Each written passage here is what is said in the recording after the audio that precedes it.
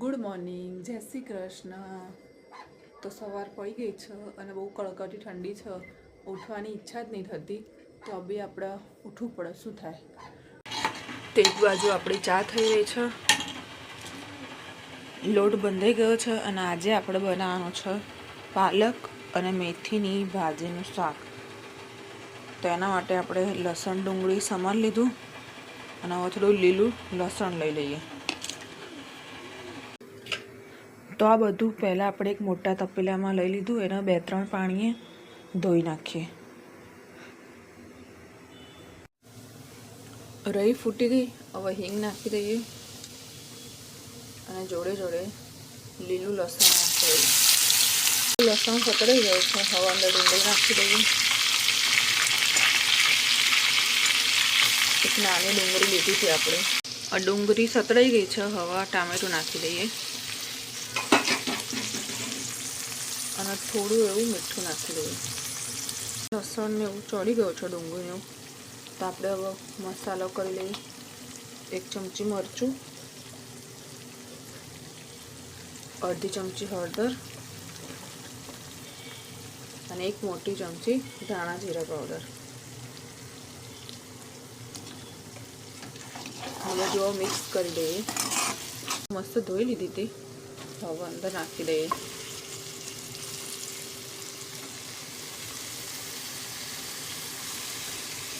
હવે આપણે એને ચડવાઈ દઈશું. આમાં આપણે પાણી નાખવાની જરૂર નહીં, પણ વચ્ચે વચ્ચે આપણે ચેક કરતા રહીશું.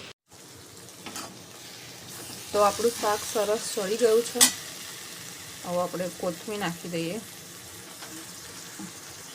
અત્યારે તો લીલું શાક મસ્ત આવે, એટલે ખાવાની મજા આવે. તો જમવાનું તો બની ગયું છે. હવે આપણે આપણો સાફ સફાઈ અભિયાન ચાલુ કરીએ. કચરા પોતું, કપડાં વાસણી, અને પછી આપણે તૈયાર થઈ જઈશું જોબ પર.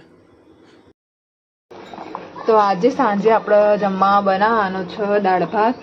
દાળ બફાઈ ગઈ છે આપણી, ભાત એક બાજુ થાય છે. હવે દાળમાં બ્લેન્ડર ફેરવી દઈએ આપણે.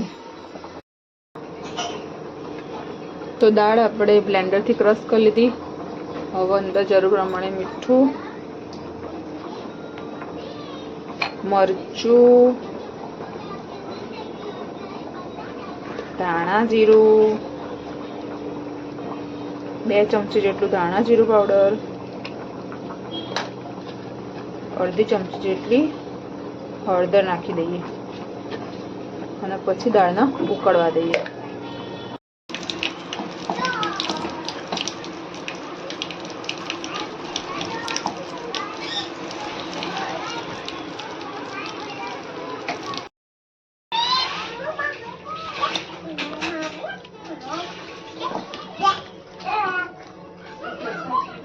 खाना खाने दे. દાડા ઉપર થઈ ગઈ છે.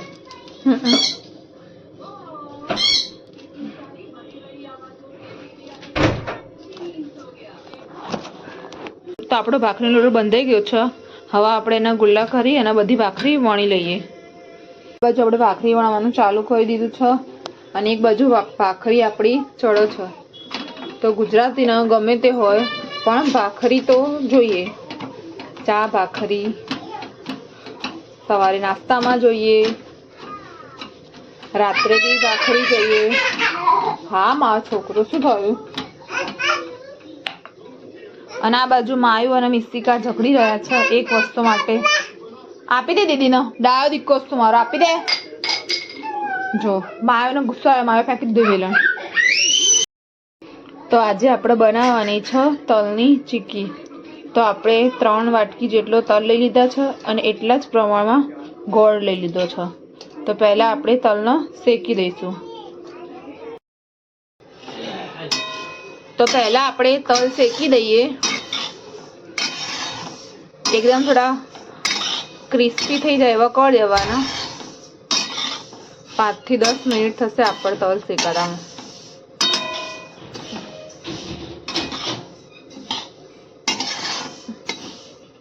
કન્ટિન્યુ એને હલાવતા રહેવાનું છે. જેવા થોડા તલ ફૂટવા લાગે પછી આપણે ગેસ પરથી ઉતારી લેવાના.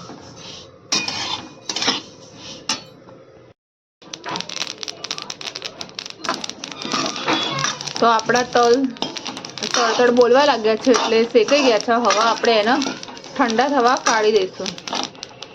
2-3 ચમચી જેટલું ઘી લઈ લઈશું.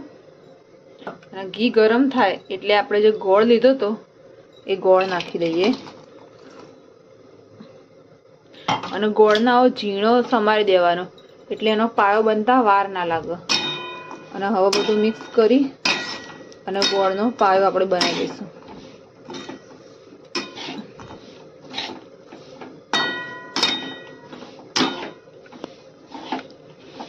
કન્ટિન્યુ એને હલાવતા રહેવાનું છે.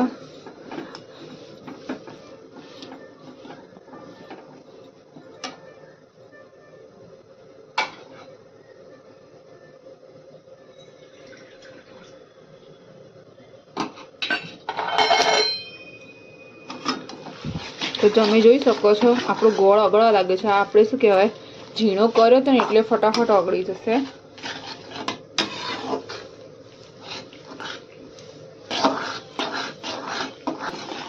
પણ હજી કડક નહીં થયો, હજી આપણો પાયો નહીં આવ્યો, હજી વાર લાગશે આવતા. તો હવે આપણો પાયો આવી ગયો છે.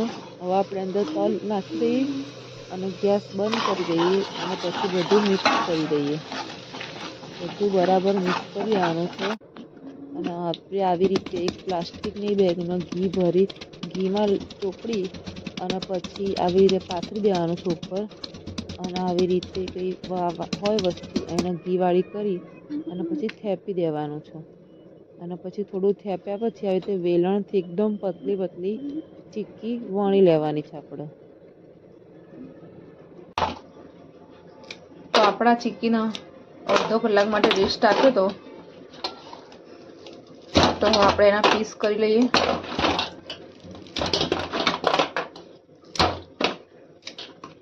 તો હવે આપણે મમરાના લાડુ બનાવીશું. તો આપણે 3 વાટકી જેટલા મમરા લીધા છે અને એ જ પ્રમાણમાં 1 વાટકી જેટલો ગોળ લઈ લીધો છે. તો પહેલાં આપણે મમરાના શેકી લઈશું. તો આપણા મમરા શેકાઈ ગયા છે. તો મમરાના લાડુનો પાયો બી આપણે જો તળની ચીક્કીનો કર્યો તો એ જ રીતે કરવાનો છે. તો આપણા ગોળનો કલર બદલાઈ ગયો છે. હવે આપણે ચેક કરી લઈશું. થોડું પાણી લઈ અને અંદર નાખી અને ચેક કરી લઈએ. તો થોડી વાર થઈ છે. હવે ફરીથી આપણે એકવાર ચેક કરી લઈએ કે આપણો પાયો આવ્યો છે કે નહીં.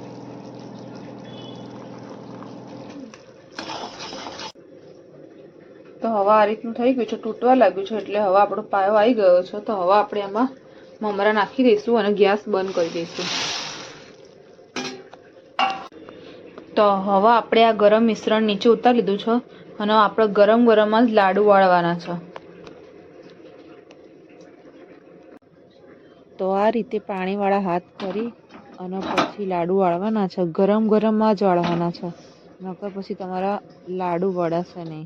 થોડું ગરમ તો લાગશે એટલે વારે વારે આપણે શું પાણીવાળો હાથ કરતું રહેવાનું અને આવી રીતે ગોળ લાડુ બનાવી દેવાનું. પરફેક્ટ તો એટલે આપણાથી ગોળ ના બને પણ ચાલે, આપણે તો પહેલી વાર બનાવીએ છીએ એટલે તો આ રીતે આપણે બધા લાડુ તૈયાર કરી લઈશું. વારે વારે પાણીવાળો હાથ કરતો રહેવાનો આપણે આમાં અને ગરમ ગરમ જ લાડુ પાડી દેવાના બધા જ. તો આપણા 3 વાટકી મમરામાંથી 15 થી 20 નંગ જેવા લાડુ બની ગયા છે. તો હવે આપણે બનાવીશું સિંગની ચીક્કી. તો એના માટે આપણે સિંગ લઈ લીધી છે 3 વાટકી જેટલી. એટલા જ માપનો ગોળ લઈ લેવાનો છે.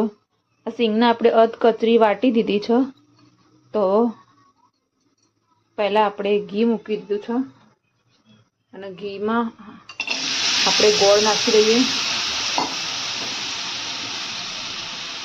અને ગોળનો પાયો તૈયાર કરી દઈએ. તો આપણા ગોળનો કલર ચેન્જ થઈ ગયો છે અને આજે કડક થઈ ગયું છે હવે. એટલે હવે આપણે અંદર સિંગ નાખી દઈશું. સિંગ નાખી અને ગેસ બંધ કરી દેવાનો.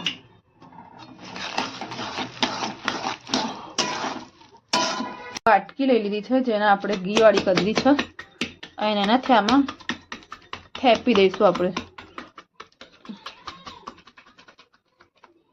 ગરમ ગરમ જ કાપા પાડી લઈશું એના.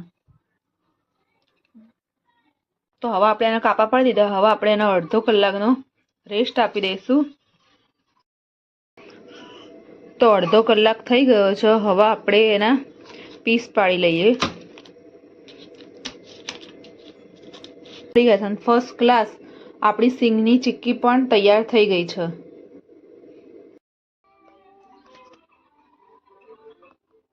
$11 બી એમનો પેપા પીગ જોવાનું હોય. નહીં આવતી ને તને? હા બડું, 11 વાગ્યા ને તો મારા છોકરાને હાલા નહીં આવતે. શું કર્યો તો ટીવી જોવું ને એટલે તો વાત જ નહીં કરવા. તો આપણી ફર્સ્ટ ક્લાસ ઉત્તરાયણ માટેનો નાસ્તો તૈયાર થઈ ગયો છે. મમરાના લાડુ, તલની ચીક્કી, સિંગની ચીક્કી. તો આપણે કાલ માટેની ફૂલ તૈયારી કરી દીધી છે. તો આપણે પહેલી વાર બનાવી હતી તલની ચીક્કી, મમરાની લાડુ અને સિંગની ચીક્કી. તો હવે આપણે ફ્રી થઈ ગયા છે ચીક્કી બનાવીને, અને હવે આપણે ફાઇનલી પતંગ અને ફિરકી લેવા જવાનું છે. તો આપણે નીરવનો વેઇટ કરી રહ્યા છીએ. અને મિસ્તિકા બેનને 11 વાગી ગયા છે તો બી ઊંઘ નહીં આવતી. તો આપણે મોડું થઈ ગયું તો આપણે તો પતંગ ફિરકી લેવા ગયા નહીં, કારણ કે મિસ્તિકાના ઊંઘ આવી ગઈ છે એટલા માટે રોવો છે એટલે. તો હવે આપણે મિસ્તિકાને ઊંઘાડી દઈએ. તો અહીંયા આપણે વ્લોગનો એન્ડ કરીએ છીએ. ગુડ નાઇટ, જય શ્રી કૃષ્ણ. જય શ્રી કૃષ્ણ તો કેમ દીકો? આપણે પતંગની ખરીદી કરવા આવી ગયા છીએ.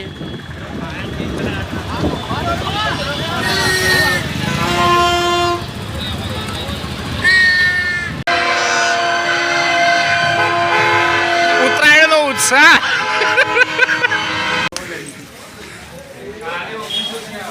અનીશભાઈ મિસ્તિકાન માયરા માટે પીપોડા લેવા